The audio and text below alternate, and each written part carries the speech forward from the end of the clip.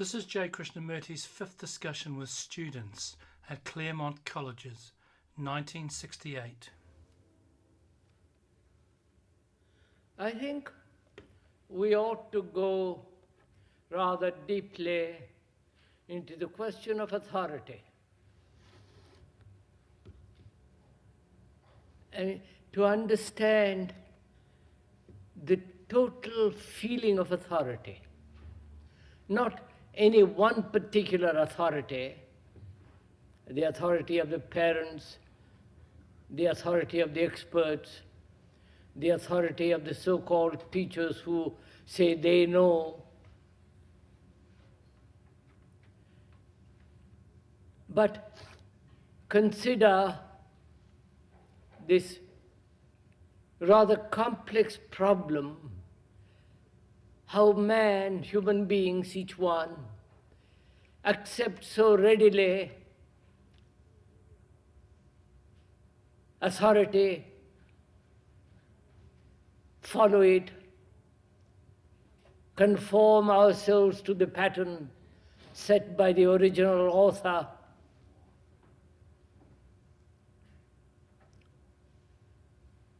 I wonder why one accepts authority.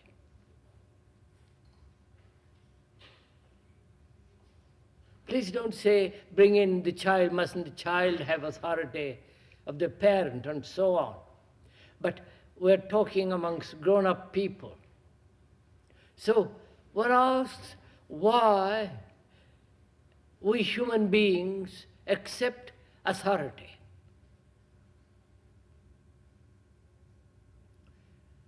Obviously, it is out of fear.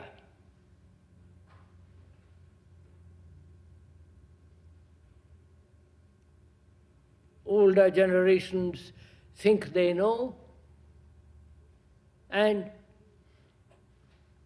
we don't know.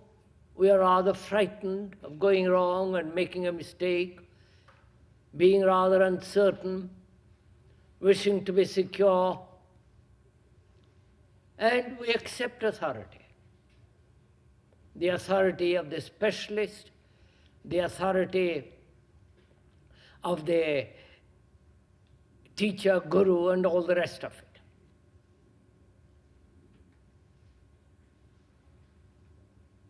And most of us, being frightened, wanting to find some kind of safety, security, we obey.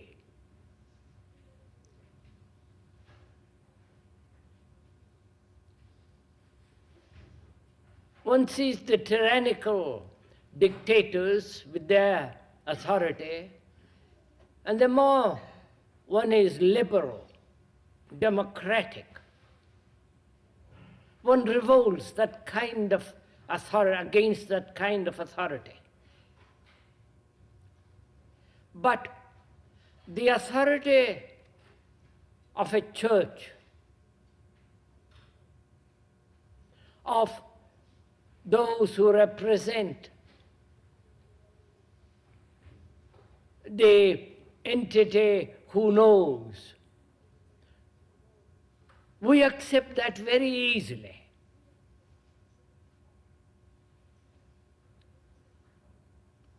Again, there is this problem of authority, obedience, and fear.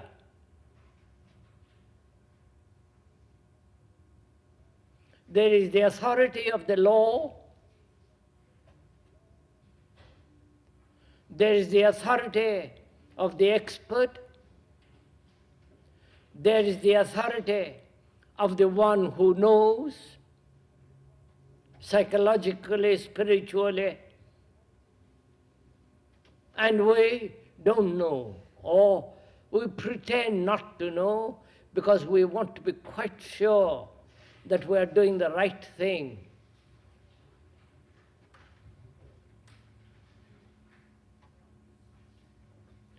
And if one rejects or understands the whole structure of authority and rejects it, not only the authority of another, but also one's own authority of experience. Because after all, that's the only thing we have to go by. Our own experience. If you don't accept the experience of the older, more erudite, more so-called spiritual entity, then we have to rely on our own experience, knowledge. Can we rely on our experience?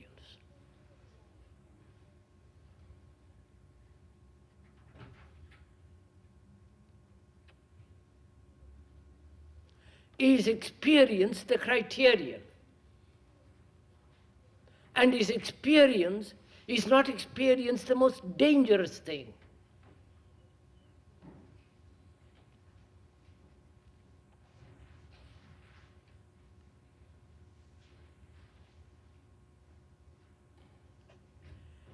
Experience involves great many things. It's a complex phenomena.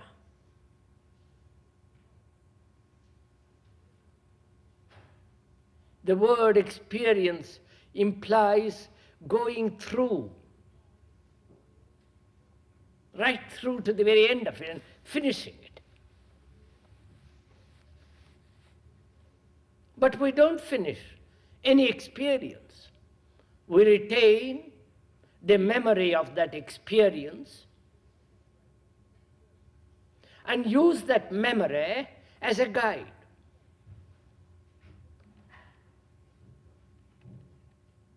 Don't we? And so, experience is a thing of the past, a memory, a dead thing, which, if we had gone through it completely, would have left no mark.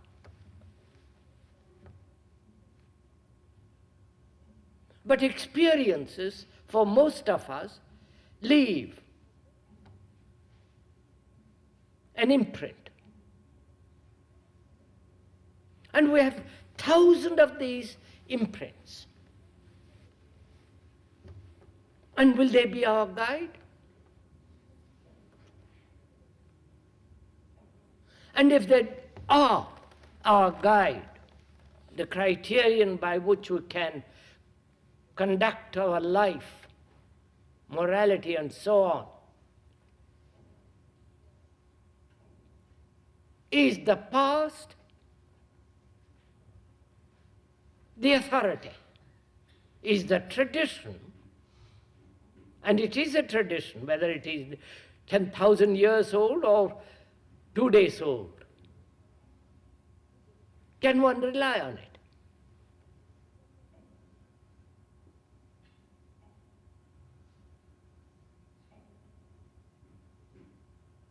And that tradition, that memory, that accumulated knowledge becomes the authority by which we guide ourselves,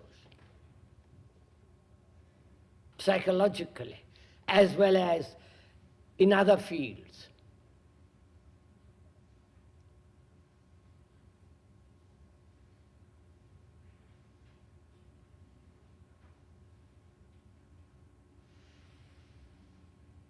I hope we are all thinking, or rather going through with this question.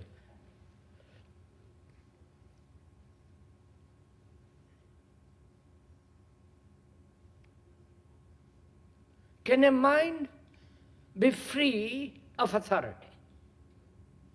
One's own or somebody else's? So that there is no impingement of the past. So that the mind is always alert, learning in the present.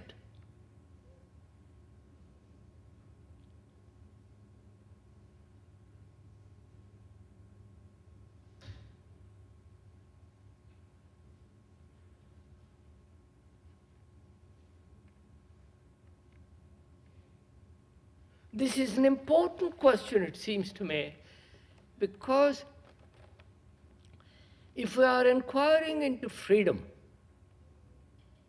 not as an abstraction, not as an ideal or a philosophical question, but actually, whether our mind, the mind that you and I have, whether that mind can ever be free if it is controlled, shaped by the past. Can it ever be free?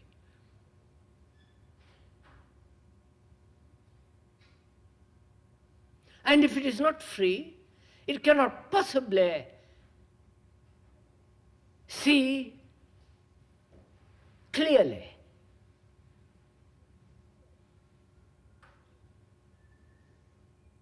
So, though we have 1,000 experiences of different kinds, both conscious as well as unconscious, can the mind not contain these experiences and use them as an authority for further guidance? That is, put it differently, can the mind live through an experience completely so that it doesn't leave a mark? So that the mind is always fresh, always young, innocent, vulnerable. Not something old, dead, and heavily laden.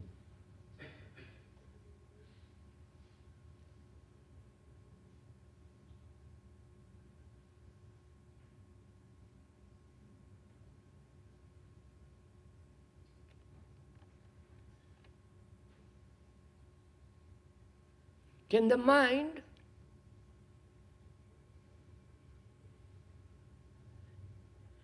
experience completely the challenge, whatever the challenge be, and if it is a challenge, it must be new, or otherwise it is not a challenge. Not the great challenge, but everyday challenge.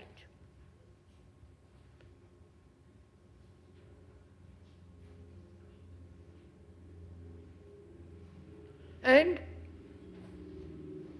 live it respond to it so completely, so wholly, that it doesn't leave a residue, a mark, a memory.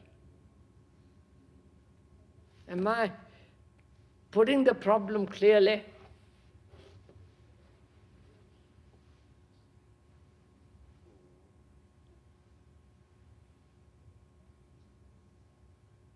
If the mind is to understand something new,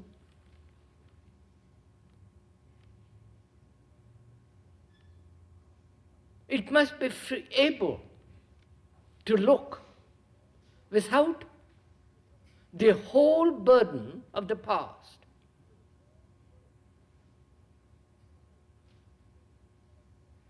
Because if the mind recognizes the experience as an experience, recognition, when that takes place, the recognition is from the past. I mean, the word recognize implies that. I recognize you because we met each other yesterday.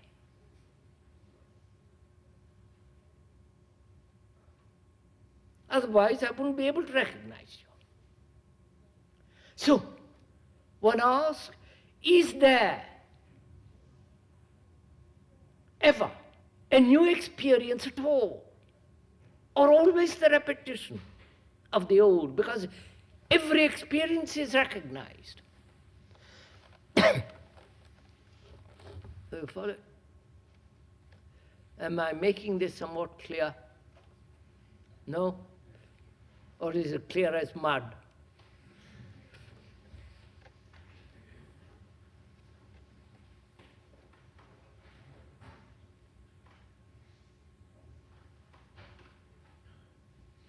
We have a problem. The problem is an actual problem, not a theoretical problem, not a problem of mathematics or a theoretical conceptual problem, actual problem, which is man has lived, 2 million years, they say, or more. And that mind has been conditioned. The conditioning is this memory through 1,000 experiences, not only of the single human being, but also of the collective. And within that collective memory and conditioning, we live. That's our life.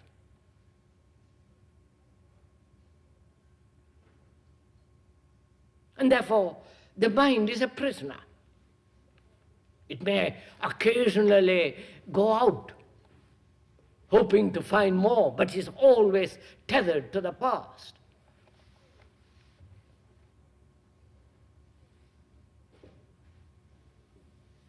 And if one is to find reality, call it, doesn't matter what name one gives to it, mind must be free to look, to observe, to find out.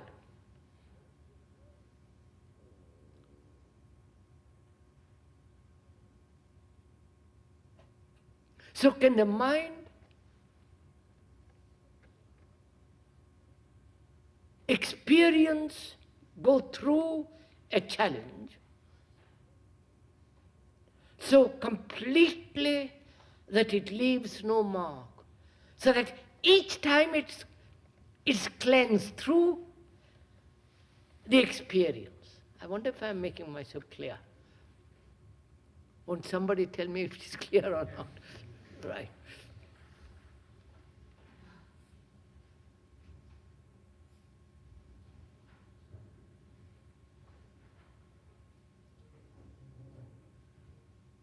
So that is the challenge. Not a theoretical challenge, but an actual one. Can the mind that you have, can it experience? And it must experience. There are experiences by the dozen all the time. But go through with them, finish with them completely, so that it doesn't leave a mark. So that each experience is a purgation rather than leave its residue. Right, Amma?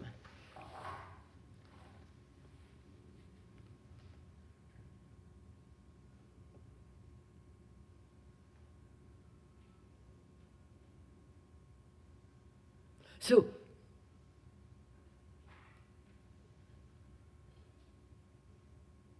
one questions then all authority.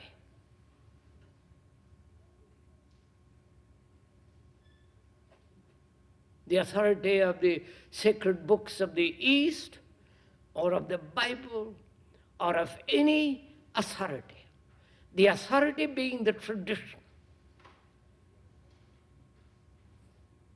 One's own tradition, or the tradition sanctified by the church, by the temple, by the mosque.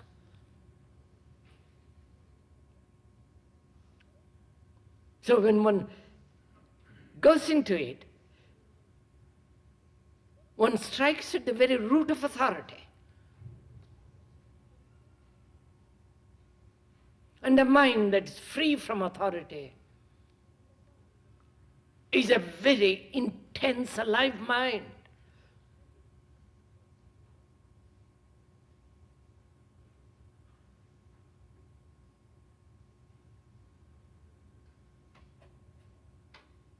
So is it possible?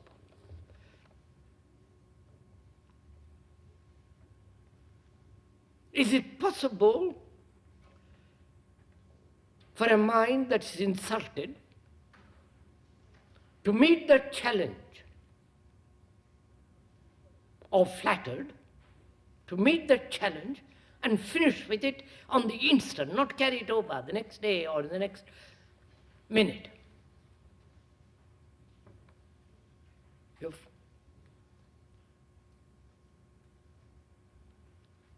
Does this mean anything? You insult me, or you flatter me.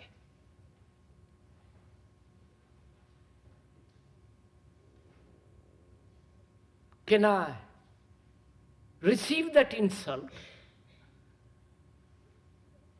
however subtle, however brutal, however polished?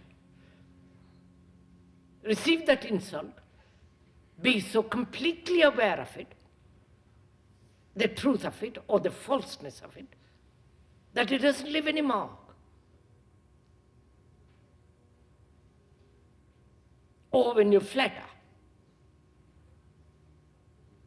not to be emotionally entangled in the words and the implication of those words. See the falseness or the truth in that and finish it. That demands a mind that is intensely aware of both the insult and the flattery, attending.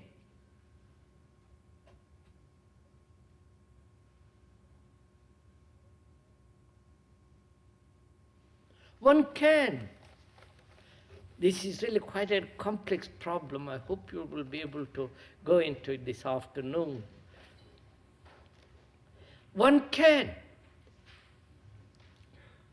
consciously, at the conscious level, at the waking level of the mind, be aware of the challenges in its different forms, both personal and communal.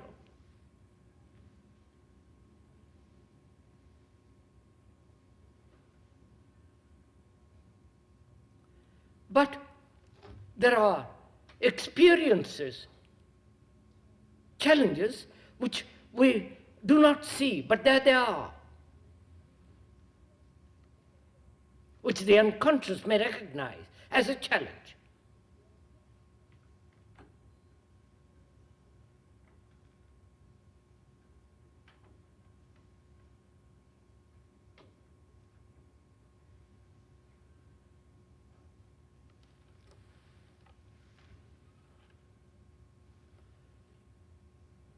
And can the whole of consciousness, both the conscious as well as the deeper recesses of the mind, that is the whole of consciousness, can it go through an experience so completely it leaves no mark and therefore no tradition and therefore no authority? Are you following all this?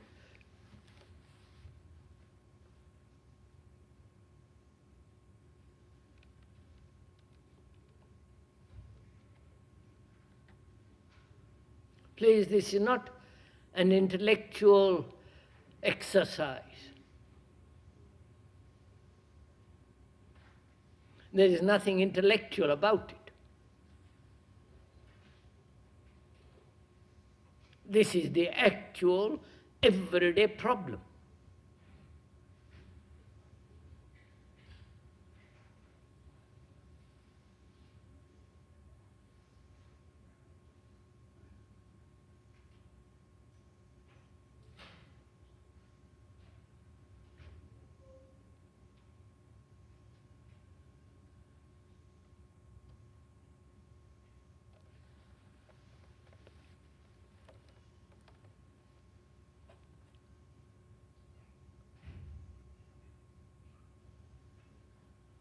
So here we are, as a human being, carrying a tremendous burden of tradition.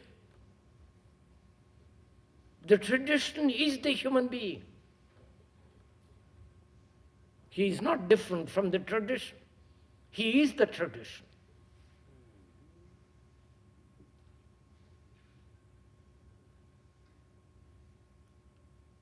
Both at the conscious as well as the unconscious level.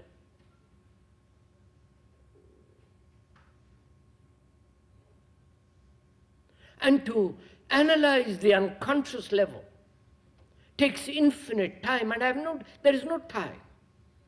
By the end of it, I'll be dead.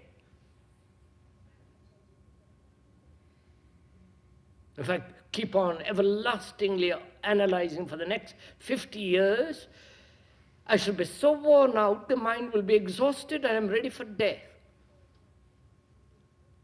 Or the analyzer is ready for death.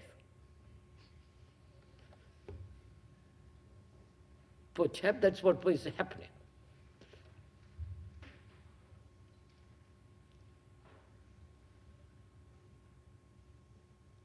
And what am I to do? You understand the question? It's quite an important, vital question.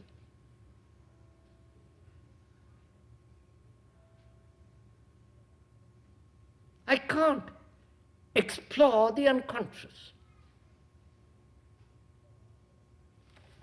Leaf by leaf, layer by layer, bit by bit. There's no time for that.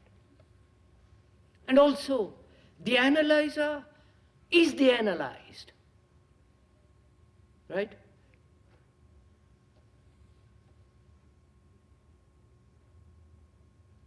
I can't say to myself, well, I'll analyze my unconscious. Who is the analyzer who is going to analyze his unconscious? He's part of the unconscious. He's part of the analyzed. That's a trick he can play upon himself, dividing himself as the analyzer and the thing to be analyzed. I mean, that game we can go on indefinitely.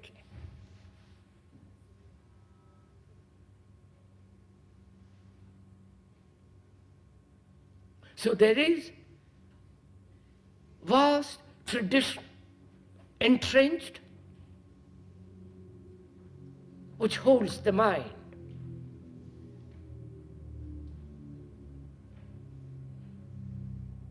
Which becomes the authority.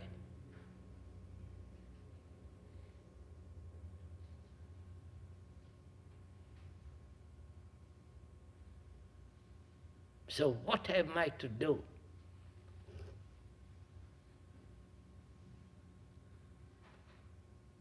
Would you kindly tell me what am I to do?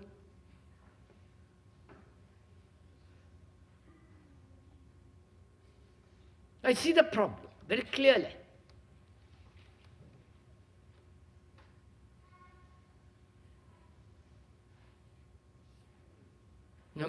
The mind of the human is caught in this.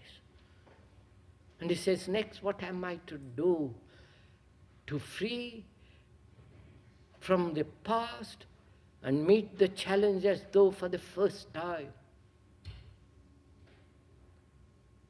So that the mind remains always young.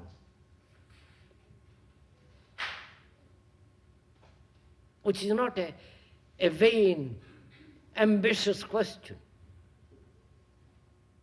Not a question of vanity, which an old man puts to himself.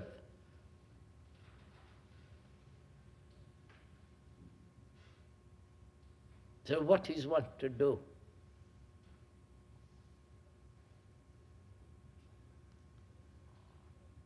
Now, when one asks that question, what is one to do, you're asking a positive question, aren't you?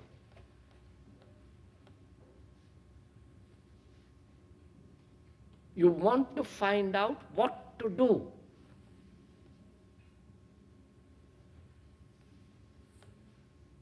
It's a positive demand.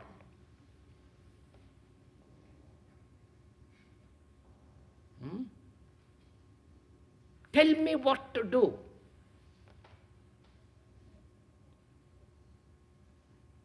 It may be a wrong question altogether.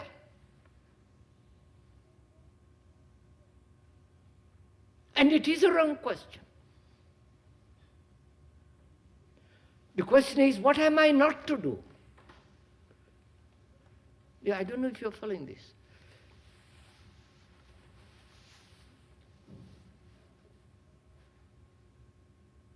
If I ask you what am I to do, you will say do this, this, this.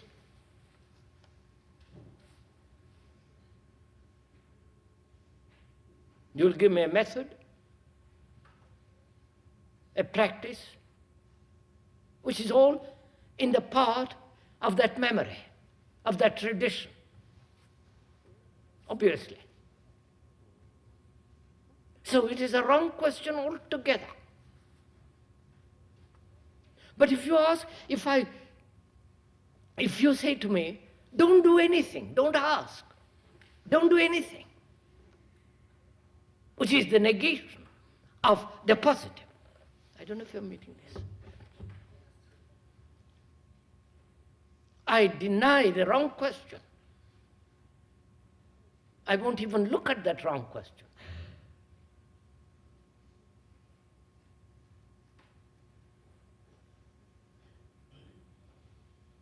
Therefore, the right question is, what am I not to do? Negative questioning. It is only through negation I come to the positive, not through the positive to further positiveness. I don't know if you're meeting this.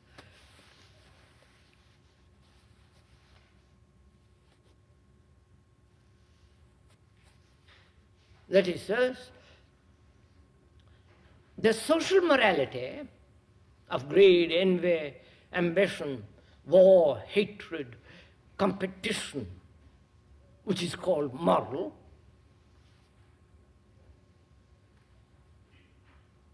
to find what morality is, I must deny what is immoral, which is the denial of greed, envy, and all the rest of it, which means the mind must purgate itself from the social morality in order to be moral. Through negation of what is considered moral, the negation of it is morality, right?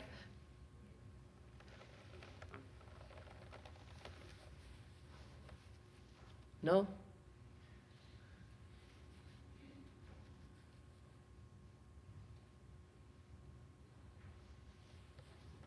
Is this difficult or puzzled? Huh? Clear? Ben? I don't know how clear, but it doesn't matter. So in the same way, I realize the wrong question will inevitably bring about wrong answers. I'll be caught in it. Mind will be caught in it. Wrong question and the wrong answers to that question.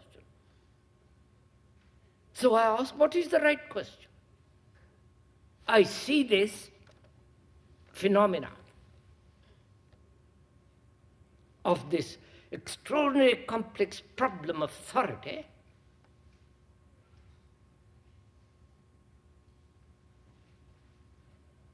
and can I do anything?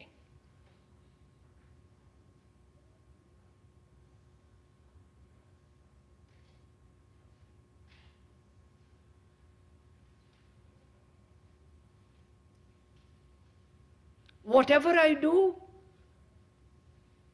please follow this a little bit. Whatever I do with regard to that phenomena, with regard to that problem, is the outcome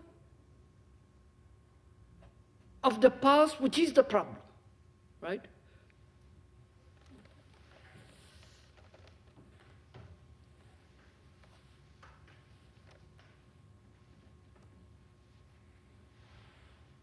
Are we going together?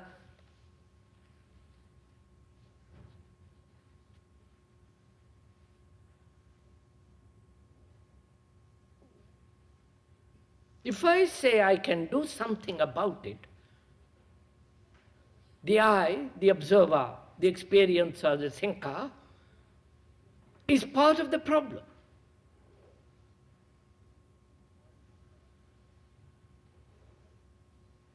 So whatever he does either nourishes the problem, interferes with the problem, or moves the problem to a different level. But the problem is still there.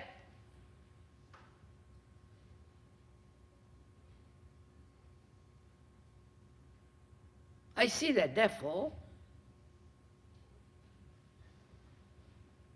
the only thing I can do is to do nothing.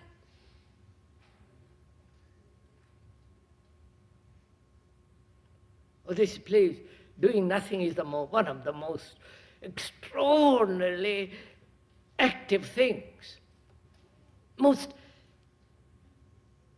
intelligent thing.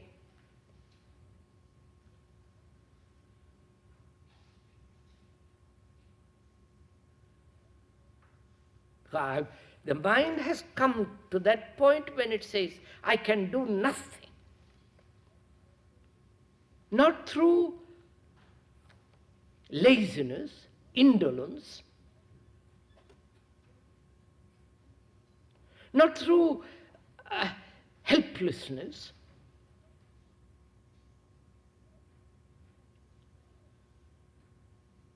not through some despair and bitterness, but it sees the whole structure of authority.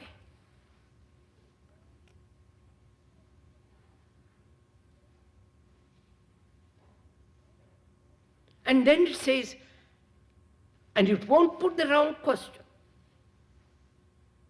Therefore it says, I can do nothing. Realizing that whatever it does will sustain, nourish the problem.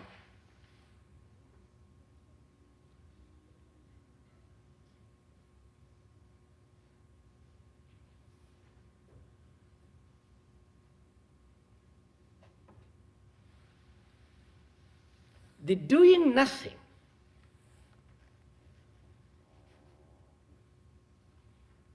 implies, what does it imply? I can go on. I don't know if you're coming with me.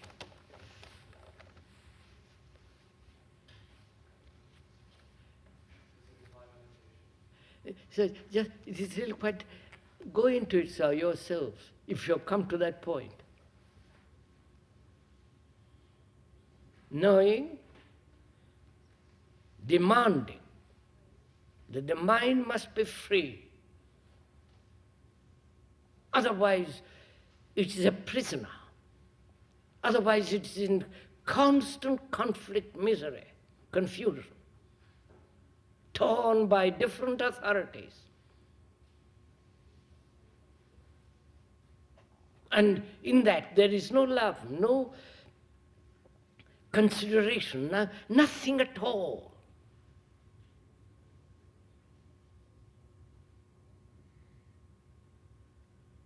So in the demanding of freedom, which is everything which is not free, which contributes to slavery, to imprisonment,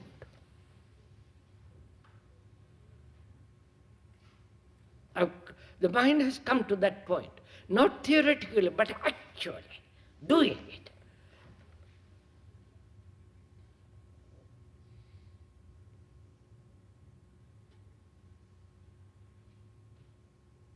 Then what does it mean not to do a thing about the problem?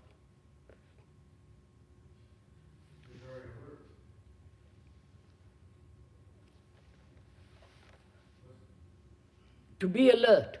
The mind becomes alert.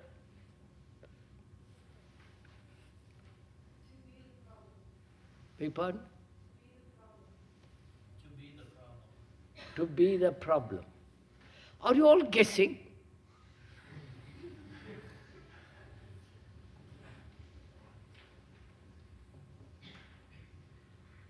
This isn't a jigsaw puzzle.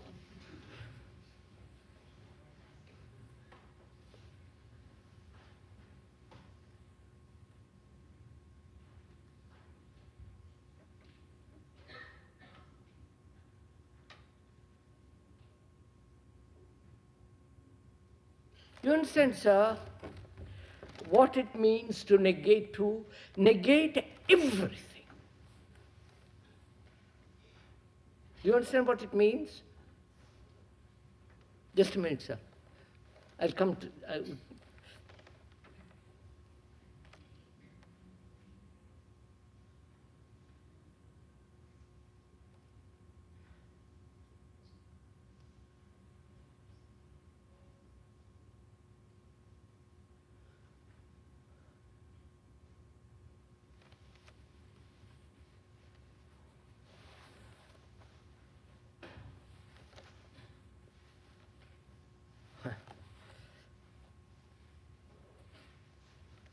Look, sir. Negative? I can't hear. Are you saying that a negative and a negative equals a plus?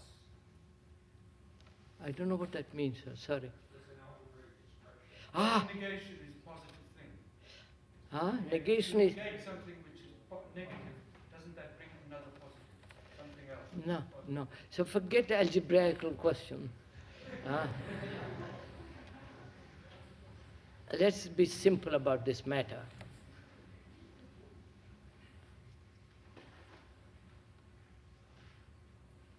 Look, I want to find out if there is God or not.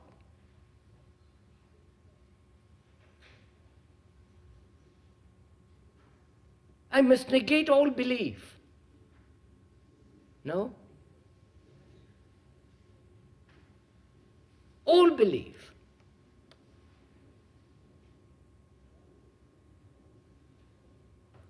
Belief in God or not belief in God.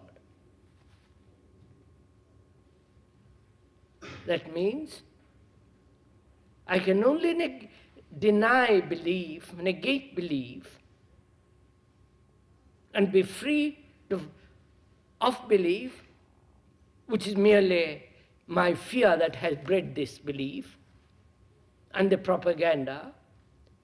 I must be free of that, of all belief to find out. I can be neither a believer or non-believer.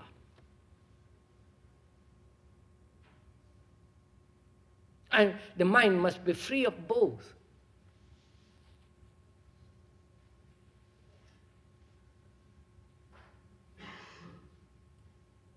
That means the mind must be free of fear. The mind must be in that state, not neurotically, but so highly alert, alive,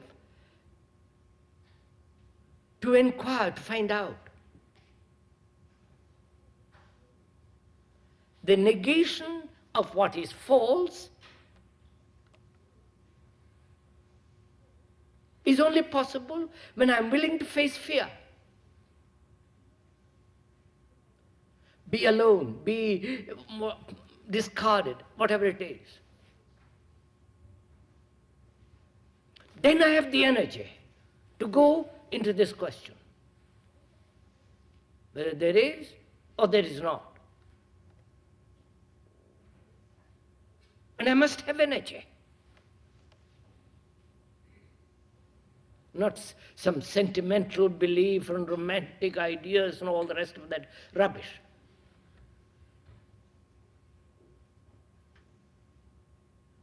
So, the denial of the false is the uncovering of what is true. I don't have to seek truth.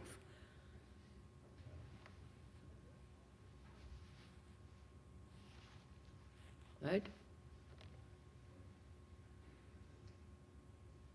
The denial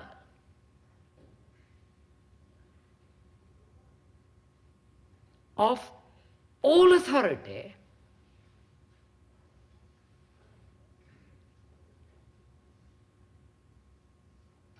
is a state of mind that is free. So it has no problem at all. I don't know if you're following on.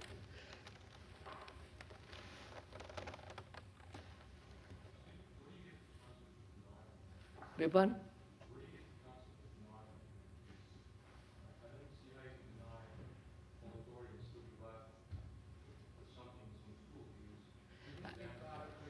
Would you say it a little louder, please? In the case of denying all authority, where do you get the concept of denial from? Where do you get the concept of denial? Oh, there is not a concept.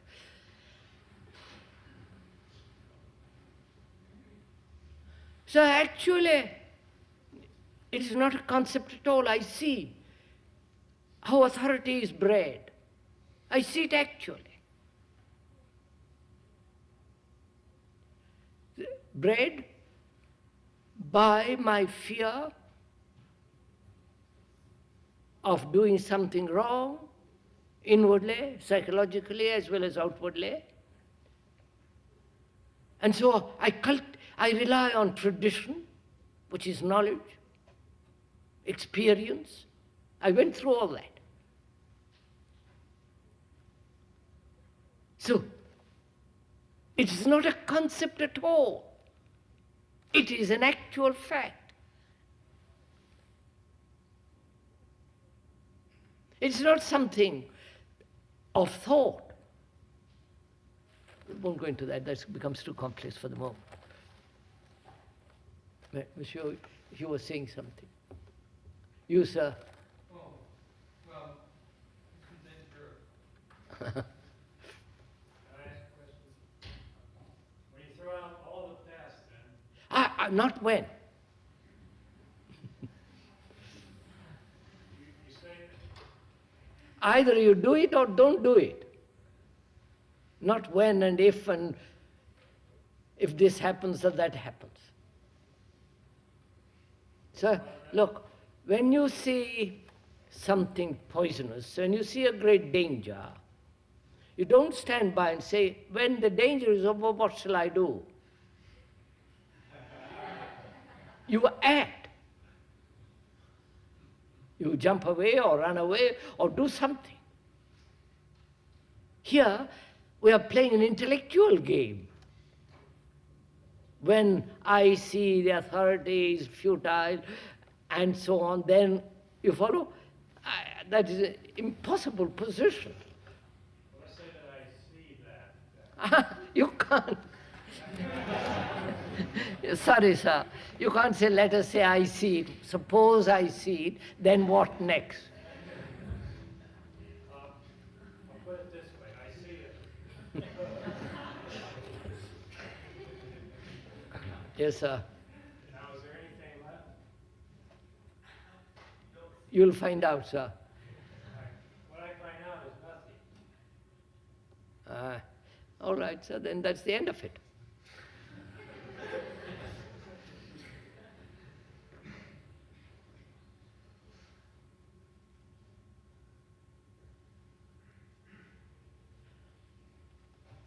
If you go completely through an experience so that it leaves no mark upon your mind, of what value was the experience? Or of what value would future experiences be? What value has an experience if you go right through it? Is that it? That's it. So you're asking, has experience any value at all? Right?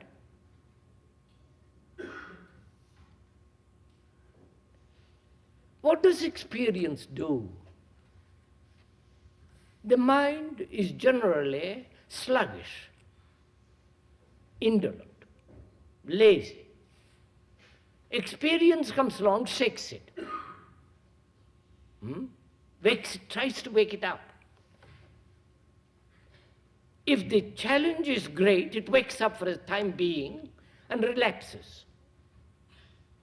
Right? This is what takes place.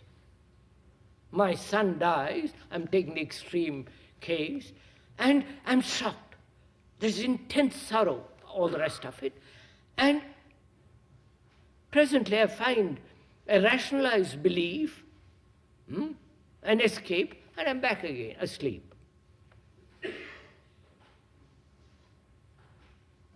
Generally, experience should keep one awake, obviously, but it doesn't. So there is that type of mind that has experiences, is awakened for a moment, and then goes back to sleep again. Then there's the other type. These are not categories, this happens. I'm not dividing so that you say, my God, which category do I belong? No, I'm not doing that. Then there is the mind that depends on experience to keep awake. Right? It invites experience in order to keep awake. And that's equally a deadly mind. And so one asks, can the mind keep up? This is important question. Can the mind keep awake without any experience?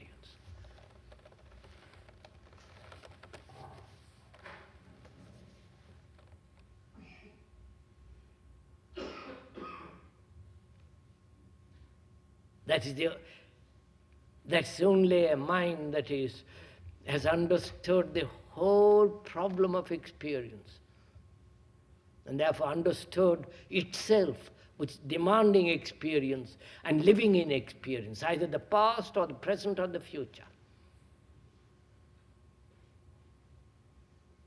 It's only such a mind that is a light to itself, because it doesn't depend on any experience.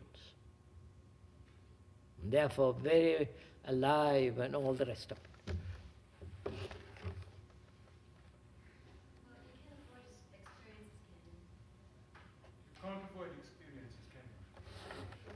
You cannot avoid experiences, can you?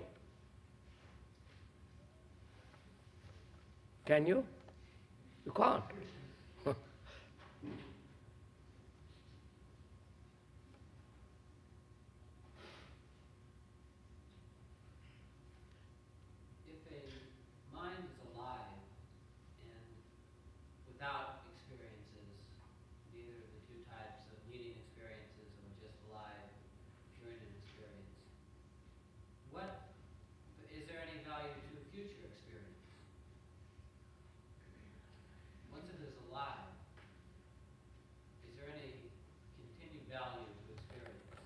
So I would question that. Has a mind, has experience any value at all?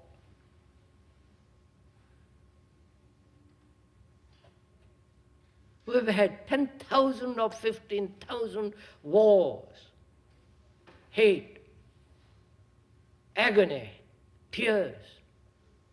Have we learned anything?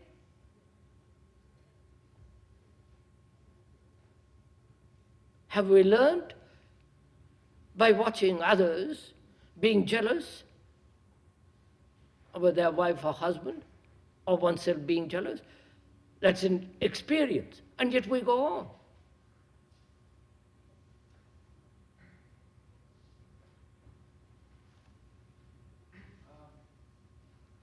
I don't think I understood something, or I might have understood it. I was wondering, is authority the result of uncompleted experience? I seem to get that. Sorry. Is authority the result of incomplete experience? Is that the question? Sir, no, I didn't say that, sir.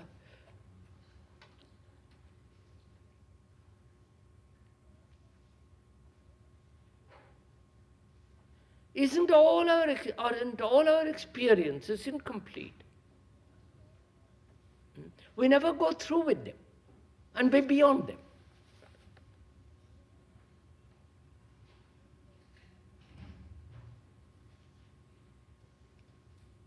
So we are questioning the whole structure of authority as experience.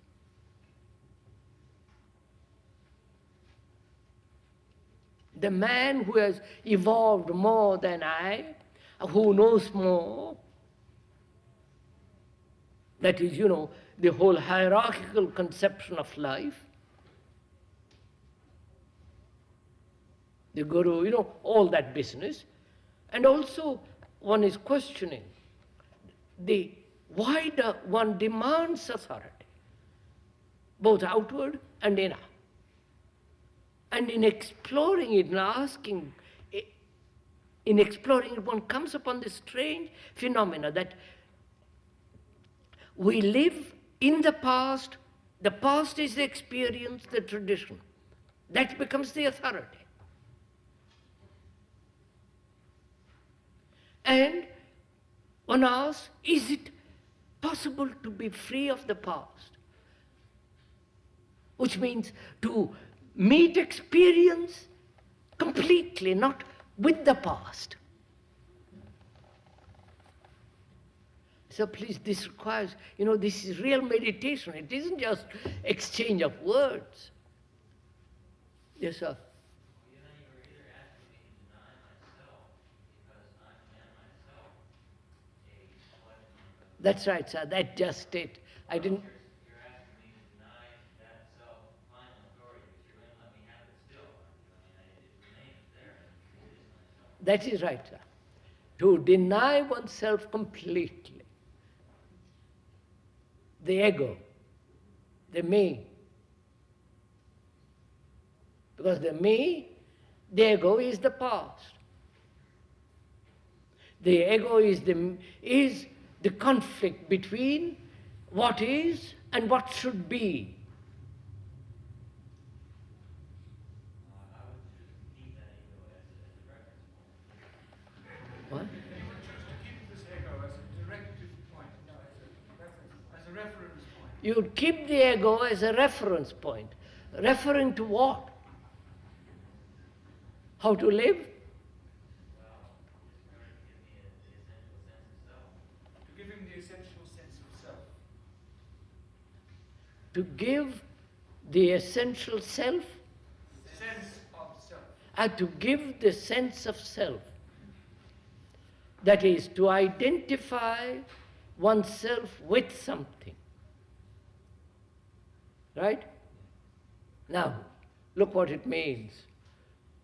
Identify myself with the country, with the wife, with the family, with an idea, with the property. Right? Huh? We are human. That's it.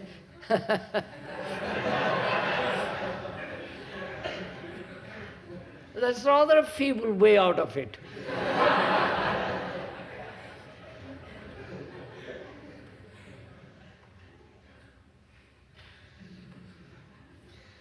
You're saying, as human beings, we must suffer, we must go through this, otherwise we're not human beings. My God. I identify myself with the country, with an idea, with property, with the memory of yesterday's sex or pleasure and this and that, because in myself there is nothing. I am nothing. Inwardly there is nothing. Emptiness, loneliness. And it is this loneliness that identifies in order to be something.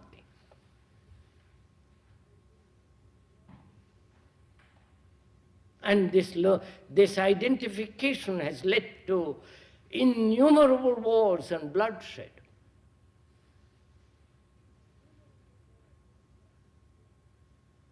Into fragmentations of my religion and your religion, my God and your God. And surely it's only utterly immature mind. I'm not talking about yours, sir. That is, that clings to this fancy of identification.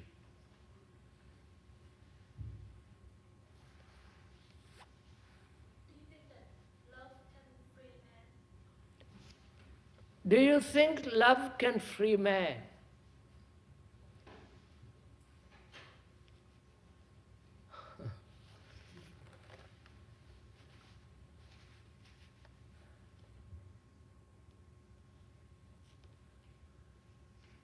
Love is not a means to something, is it? Love is not something to be used. It's not a utilitarian thing. I love you in order to free you, my God. I don't mean love in order to do something, but by itself. Do we know what that word means? Love? I'm not saying you don't. Do we know it? Do we see what is implied in it? Through negation of what it is not, we may come upon it, right? Love is not jealousy, right? That means when my wife looks at somebody else, I'm not jealous. Not just an idea.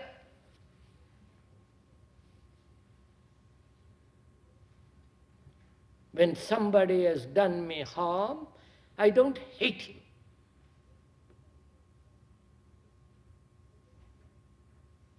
So love is not jealousy, hate, envy, seeking prestige, position, all the rest of it. Love is none of these things. So in denying what is not, the other is.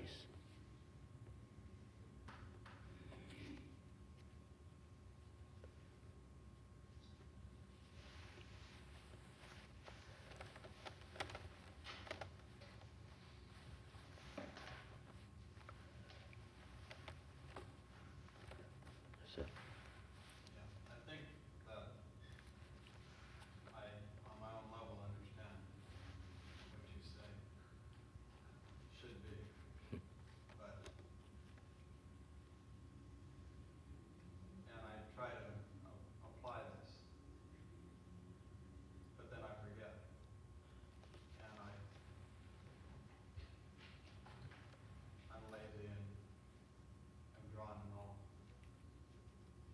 sorts of different directions. may I suggest something, sir, that might be considered?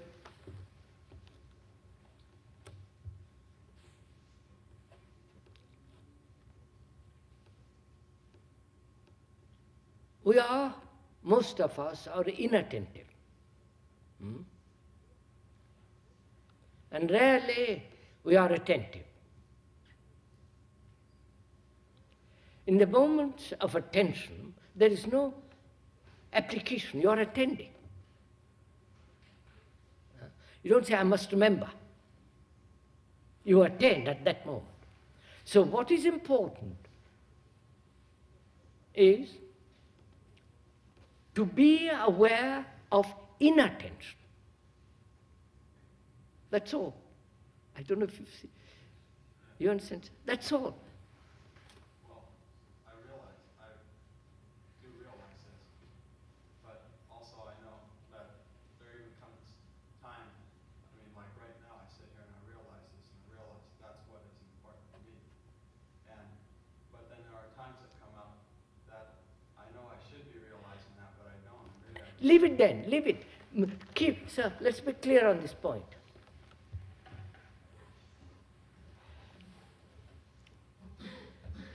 Most of us, and all our misfortune arises when we are inattentive.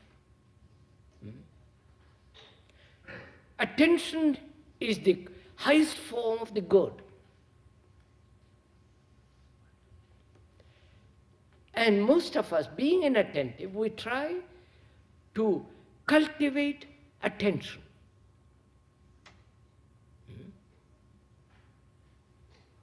Right?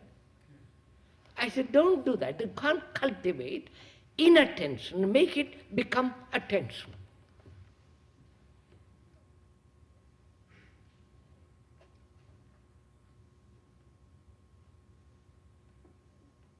Right? I am inattentive. I have tasted or felt or known or seen what attention means.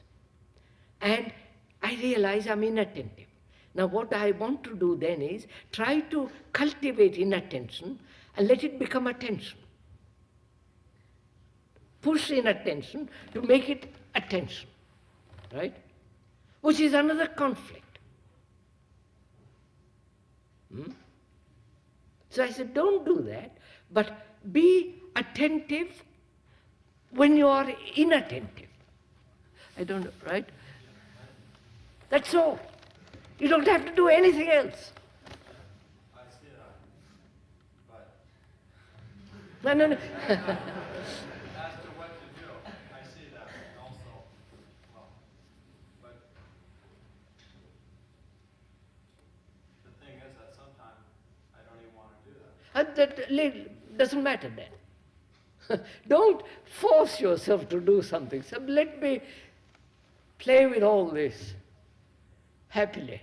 No, I don't want to force myself. I wonder if you can give me some insight as to why at these times I don't even have them.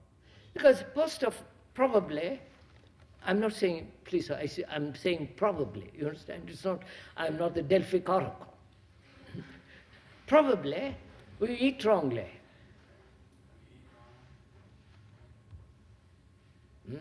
We indulge too much. Not enough sleep. Physically, please follow this a little bit. The physical intelligence has been destroyed. The bodily intelligence has been destroyed through our taste. Because everybody indulges, in smoke, drink, and all the rest of it. So we have destroyed the intelligence of the body itself through the excess of our own tastes and all that. So that may be one of the reasons why we don't want to do a thing about anything. And also, one of the pestiferous causes of this is indolence, laziness. You say, well, what does it matter? Let it go one more day, something will happen. So we submit to laziness. That's another factor. Another factor is, if we pay too much attention, it might bring us all kinds of trouble.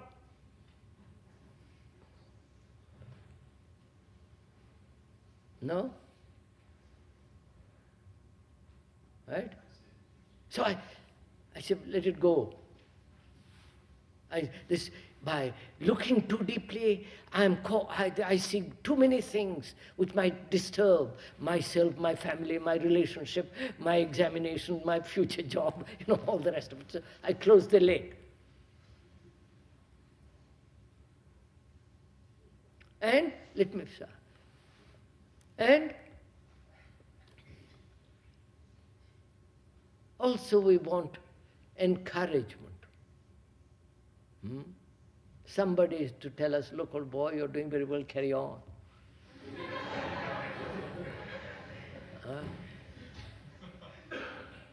Somebody to talk to us, to be friendly with us, to hold our hands metaphorically and actually. And nobody is going to do it. You understand? Nobody is sufficiently interested in you or in me to say, look, let's talk it over. because the other has his own problems. So, we're afraid to stand alone. You understand? So these are the many contributory causes why the mind says, for God's sake, enough. Right?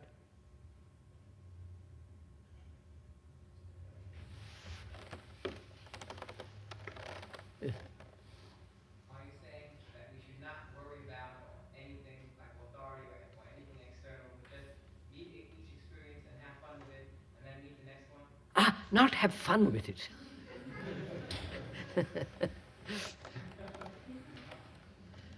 My son dies, I can't have fun with it. And all experiences aren't funny. Most experiences are deadly, frightful, agonizing. And to see this whole problem of experience, so this requires extraordinary maturity. And our education doesn't make us mature, makes us older. Our society doesn't help us to mature in the deep sense of that word.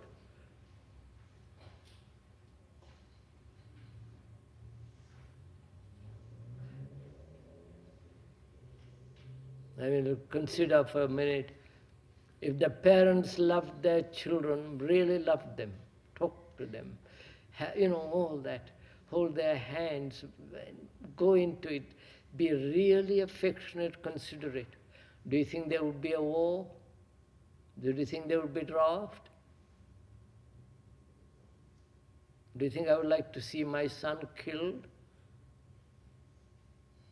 No, sir. For my country, for my God, for my king, for some idea. We don't love people. We don't love our sons.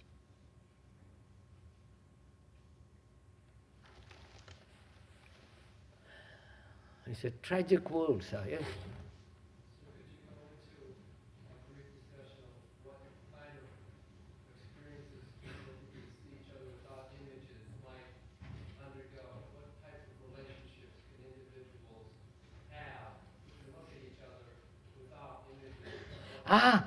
I see. What is the relationship between two human beings when there are no images? Is that it? First of all, one has to go into this question of how these images are put together. When my wife insults me, I don't finish it. I carry it over. Right? That's the beginning of the image.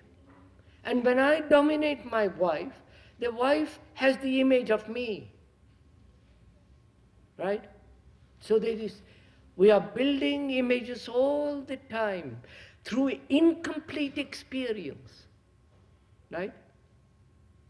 When my wife nags me or I brutalize her, whatever we do in that ugly relationship,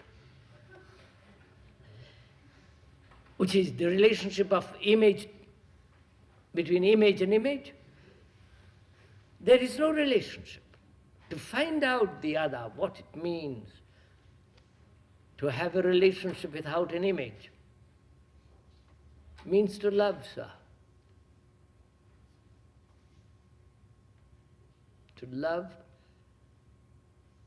means to have no image at all.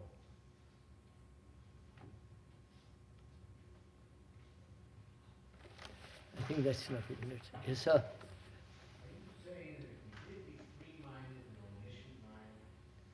Omniscient.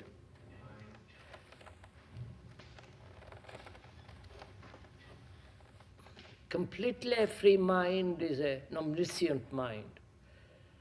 I don't quite know what that word omniscient means. Free mind is more important than what is the omniscient about. So, look, what is wisdom?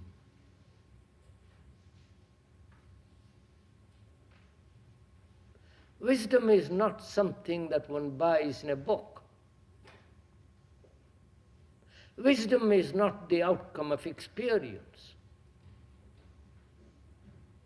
Wisdom doesn't come through sorrow.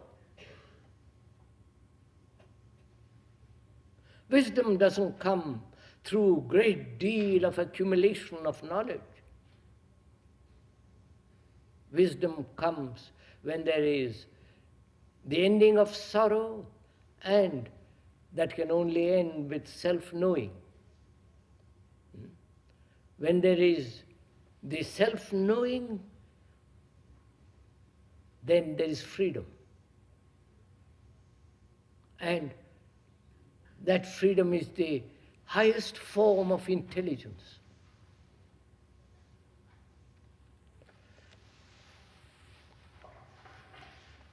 I think that's enough, isn't it, for this evening?